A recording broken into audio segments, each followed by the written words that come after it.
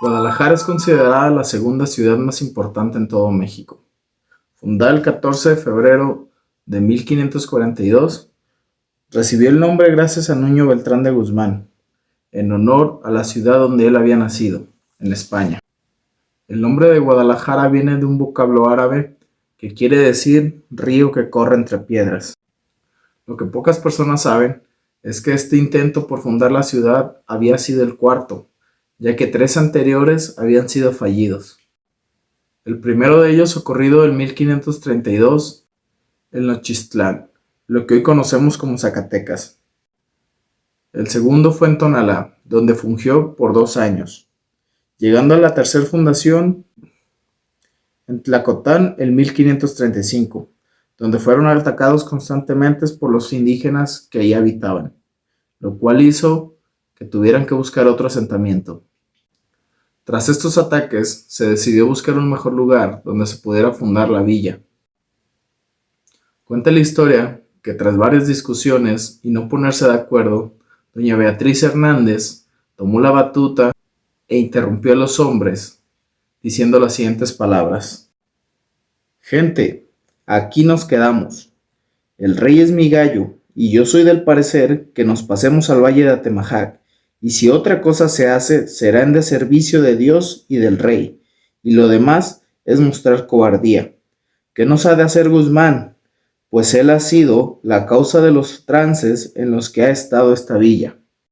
Después de estas palabras, las discusiones terminaron y se decidió fundar la ciudad en ese mismo lugar, en el valle de Atemajac. A espaldas de lo que hoy en día es el Teatro de Degollado, podemos encontrar una estatua en honor a doña Beatriz Hernández, con las palabras que dijo ese día. Hoy en día Guadalajara cuenta con una riqueza cultural, de la cual las historias de terror y los misterios forman gran parte de ella. El día de hoy te invito a que te quedes con nosotros y descubramos juntos el canto de Guadalajara y 3 de sus lugares más emblemáticos y misteriosos. Comenzamos.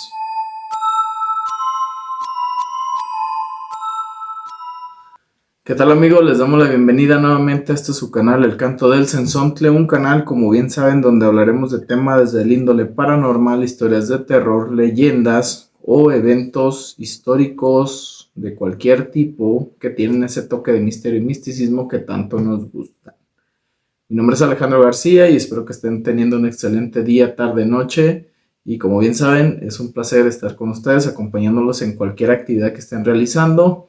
Pónganse cómodos y ya saben, esto es para que te pasen un rato más ameno y pues en compañía de nosotros, ¿vale? El día de hoy, pues como bien saben, al inicio de los videos les recuerdo que se suscriban, que den like, que hagan todo ese ritual que, como bien saben, a nosotros nos ayuda muchísimo para seguir haciendo este tipo de contenido. Saben que lo hacemos con mucho cariño y con el afán de que pues pasen un excelente rato. 14 de febrero acaba de pasar, espero que lo hayan pasado excelentemente bien con sus seres queridos, que lo hayan celebrado si es que lo celebran, y si no lo celebran, pues también espero que haya sido un excelente día.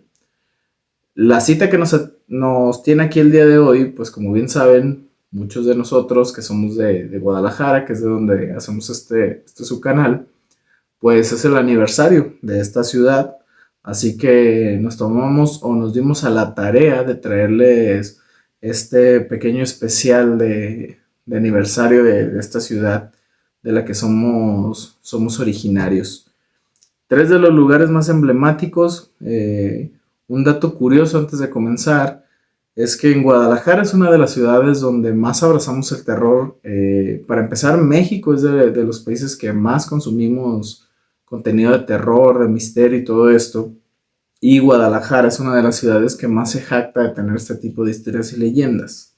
No hace mucho se hizo viral, o bueno, más bien no fue tan viral, pero fue muy recurrente encontrarte videos en las redes sociales como TikTok, YouTube, Instagram y todo eso, de lugares embrujados de Guadalajara, los cuales pues fue muy gracioso porque para los que somos originarios de aquí, nos dimos cuenta que media Guadalajara estaba embrujada.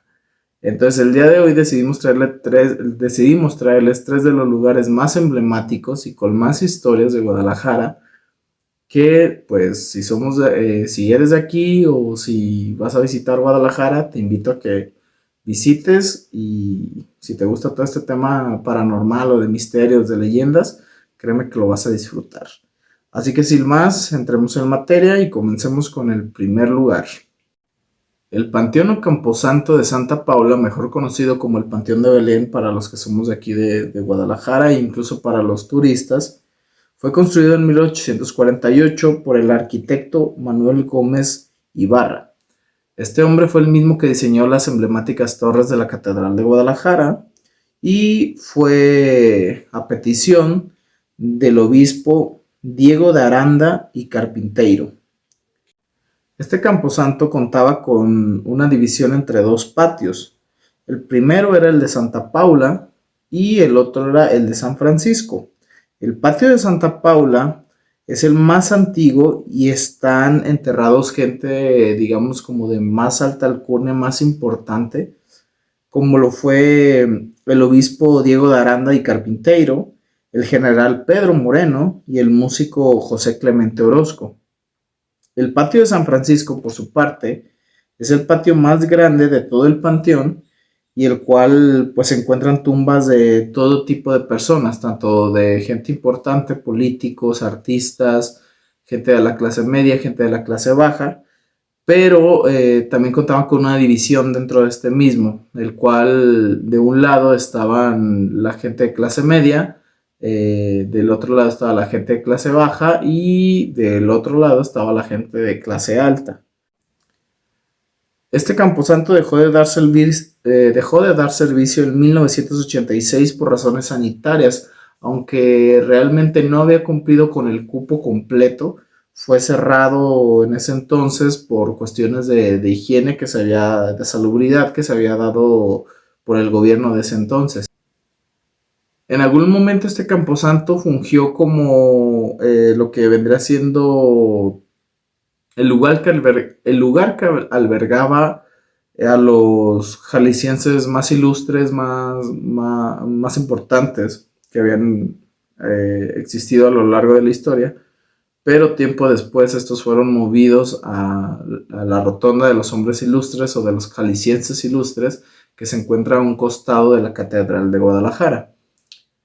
Por su parte, el Panteón de Belén cuenta con personajes bastante importantes, entre ellos políticos, artistas y escritores, como ya lo habíamos dicho. Entre ellos está Luis Echeverría Álvarez como políticos, José López Portillo y Manuel Gómez Marín, fundador del Partido Acción Nacional, más bien conocido como el PAN. En caso de artistas se encuentra Jesús González Ortega, que fue pintor y escultor, Jesús Contreras, que fue escultor, y Julián Carrillo, compositor, entre muchos otros. Algunos escritores como Juan Rulfo, que fue novelista, Amado Nervo, un poeta también muy reconocido, y Enríquez González Martínez, que fue poeta. Este camposanto fue reconocido como Patrimonio Cultural de la Humanidad en 2010 y hoy por hoy funge como un museo donde puedes ir a ver los mausoleos, ya que cuenta con una arquitectura pues bastante rica, bastante variada, y algunas de las tumbas pues llegan a ser inclusive hasta artísticas. Este panteón cuenta con muchísimas historias, de las que más destacan y de las más conocidas está el árbol del vampiro, que en resumidas cuentas, para no alargar y después traerles estas historias un poquito más desmenuzadas, pues en este video solamente les daremos a grandes rasgos lo que son la historia.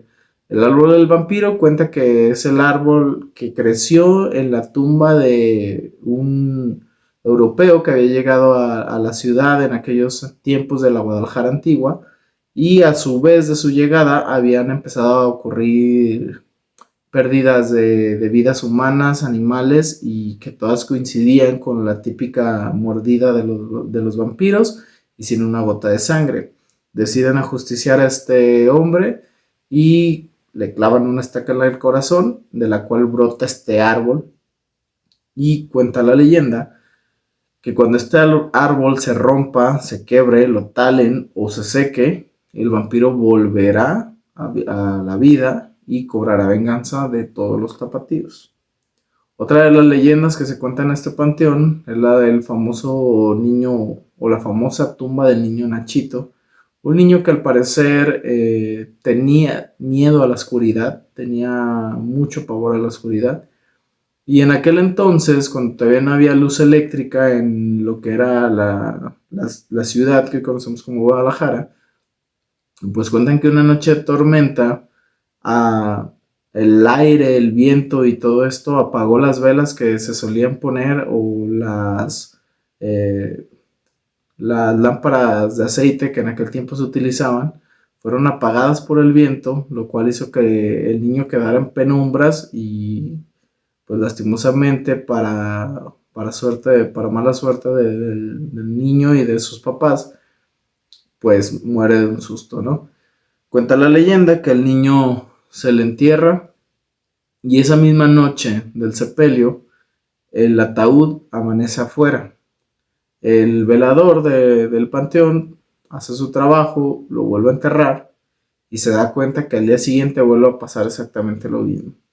Este decide llamar a los padres para poder hacer algo al respecto y los padres, al saber del terror que tenía el niño por la oscuridad, deciden poner el mausoleo por encima de la tumba con velas en los cuatro puntos del ataúd y poniendo un pequeño orificio para que entrara la luz de la luna en el caso de las noches y la luz del sol en el caso del día. Esta tumba es muy visitada por mucha gente, por muchos turistas, y mucha gente inclusive le deja regalos al niño llamado Nachito, que es muy popular, y pues incluso muchos dicen que les ha hecho hasta favores, ¿no? Otra de las cosas que acompañan esta leyenda es que si tú te llegas a robar alguno de los dulces o de los juguetes que la gente suele darle al niño como agradecimiento o como una simple ofrenda, pues el niño te sigue hasta tu casa para hacerte pues travesuras y devuelvas el juguete o cualquier cosa que haya sustraído de ahí, ¿no? Otra de las leyendas que se cuenta muy popular en este panteón es el de un joven estudiante de medicina que un día decide hacer una apuesta con sus amigos para entrar una noche a este sitio, llegar hasta el fondo del panteón a la medianoche y como una muestra de que estuvo ahí, clavar un pequeño clavo en la pared más profunda del camposanto.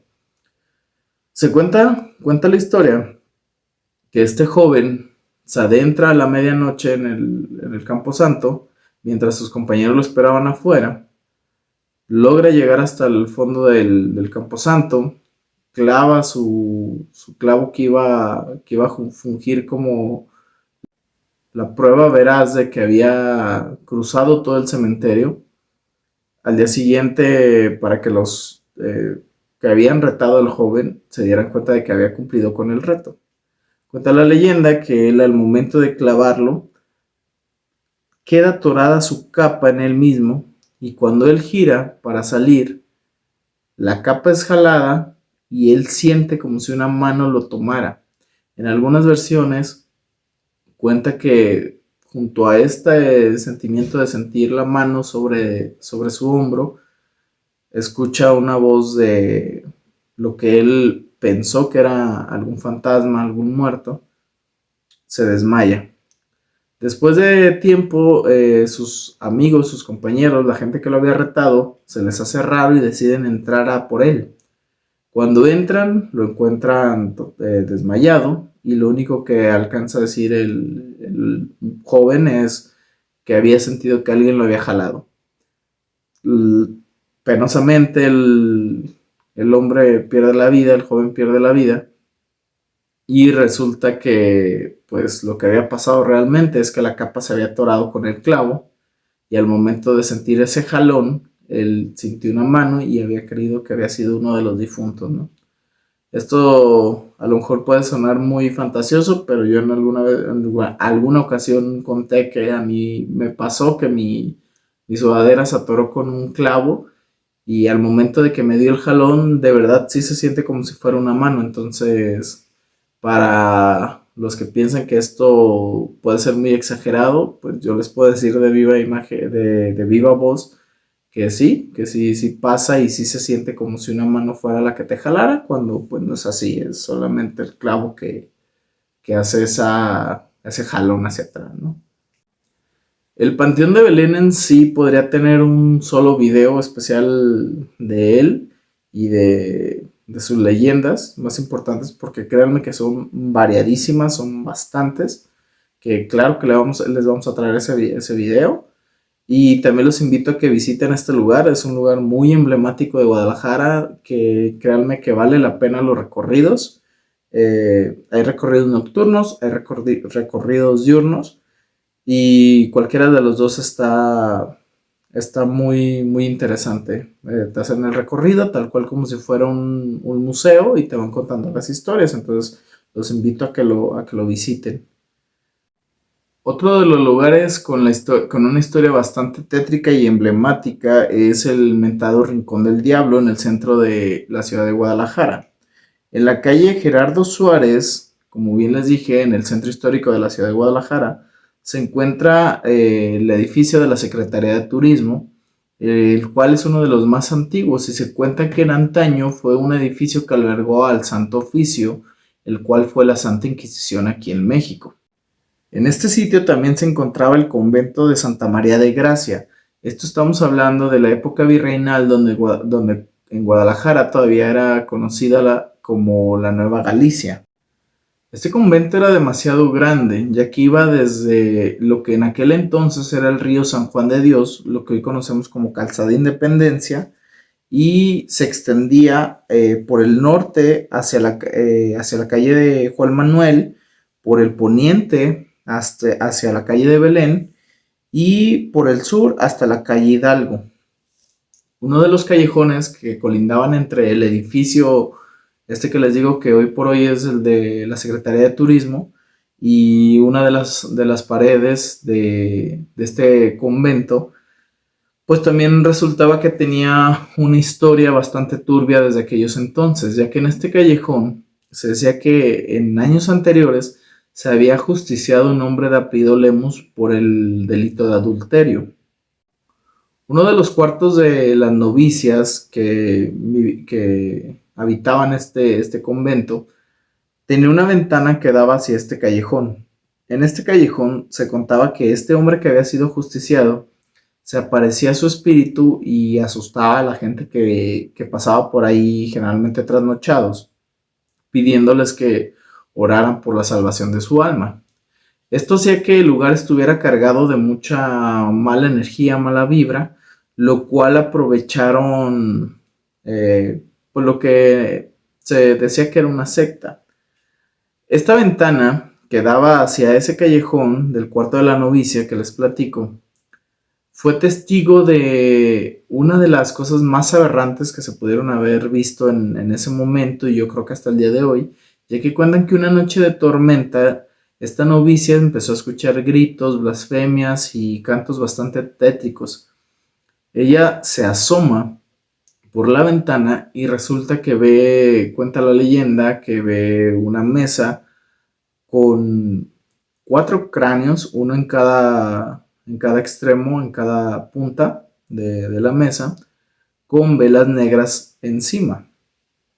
También contaban con un Cristo de marfil, el cual estaba siendo azotado, escupido y blasfemado, mientras pues algunos herejes pues, reían, cantaban, se regocijaban e incluso hacían oraciones satánicas, lo que podría llamarse una misa negra.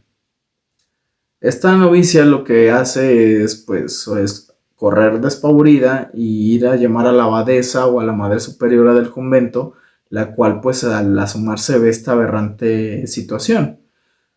Ni sorda ni perezosa, al día siguiente temprano llama al Santo Oficio y, pues, empiezan a hacer su labor, ¿no?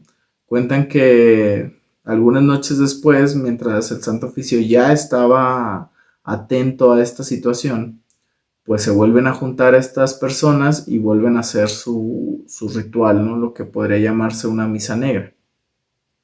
Cuenta que la Inquisición interviene y esta secta se defiende y hay una lucha encarnizada, la cual pues logra ganar el Santo Oficio. Y la sorpresa era que muchos de los que fueron apresados ese día en esos hechos tan aberrantes, pues era gente pudiente de la época de Guadalajara, desde políticos, familias adineradas, incluso se llega a contar que fueron hasta clérigos, ¿no? Que de alto rango. Esta gente pues fue sentenciada y fue ajusticiada, pero pues este lugar quedó cargado de todavía más energías. Pues ya no solamente era este árbol donde había sido ajusticiado este hombre y su espíritu el que se aparecía, sino que se empezó a decir que inclusive por las noches aparecía un hombre vestido de smoking como un catrín, el cual iba silbando y caminando muy campante a altas horas de la noche por este lugar, y entre las bocas que contaban esto, pues decían que era el mismísimo diablo.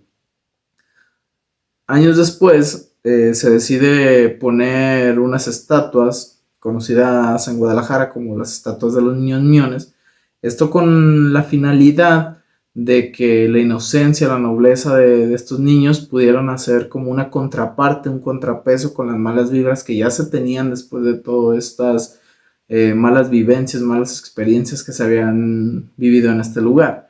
Sin embargo, tiempo después se empezó a contar que estos niños también cobraban vida en las noches. Esto jamás se pudo comprobar, pero lo que sí está claro es que pues estos niños han sufrido desde robos hasta vandalismo, ¿no? Que de ninguna manera está bien, pero que pues forman parte ya del folclore de estas historias ya. El otro lugar que les traigo el día de hoy es el Hospicio Cabañas, uno de los lugares más emblemáticos de Guadalajara también, ya que aquí dentro se exhiben desde obras de teatro, se hacen exposiciones, se exhiben murales, en fin, un sinfín de cosas culturales, muy rico, que se disfrutan mucho. Y este hospicio data desde el año de 1796, que fue un albergue hasta principios de 1980. En este año fue cuando cambió sus funciones para convertirse en un recinto para las artes, como bien les digo, y presentar todo este tipo de cosas.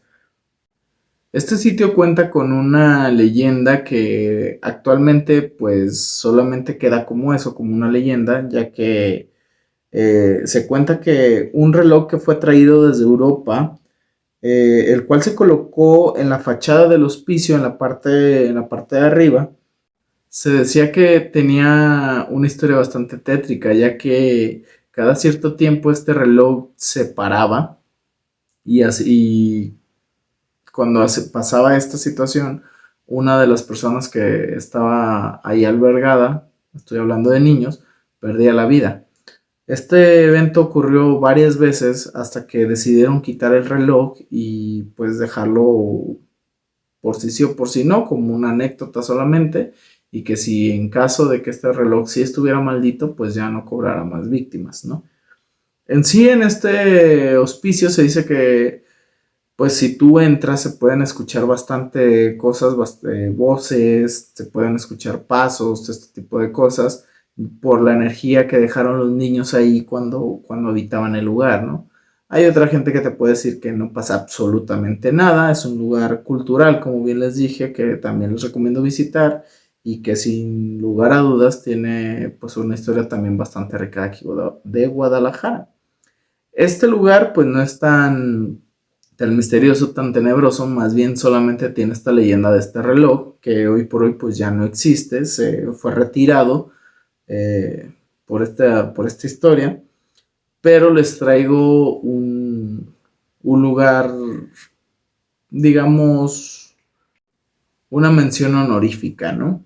Estoy hablando del ex convento del Carmen, un lugar que también funge hoy por hoy como una librería y como un lugar que alberga eventos culturales, el cual fue un lugar construido por los carmelitas descalzos entre el año 1687 y 1690. Para 1820 a 1830 fue remodelado y fueron retirados algunos escombros y todo esto para poder hacer la avenida que hoy conocemos como Avenida Juárez, eh, que hoy si tú vas al lugar se encuentra el templo de un lado y del otro extremo un pedazo de lo que era el ex convento del Carmen. En aquellos entonces era un lugar todavía más grande que iba desde la calle de 8 de Julio hasta lo que hoy en día es la calle Enrique Díaz de León. Esto también contaba con jardines, con huertos y todo esto.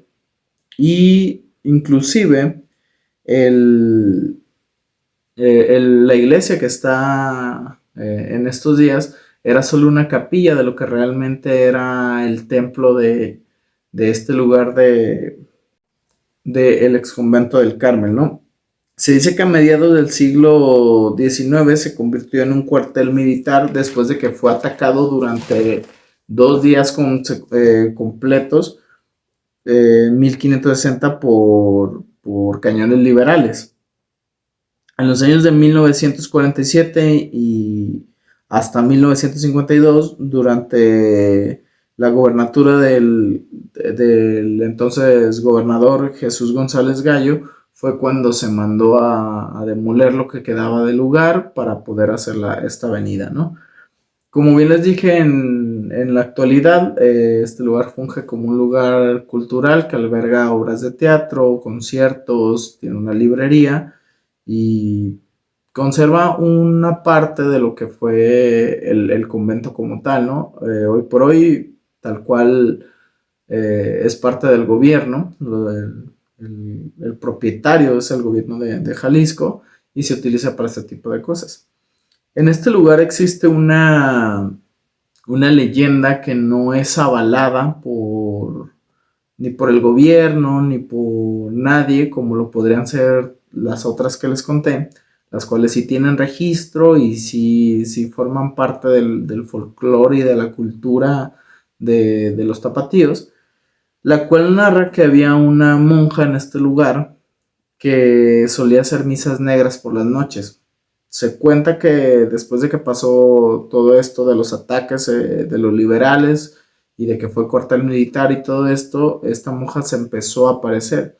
Hay mucha gente que cuenta que en sus recorridos, cuando van, pues esta monja se les ha aparecido caminando por los pasillos, desde que se escuchan pasos hasta que les cierran las puertas, tanto de los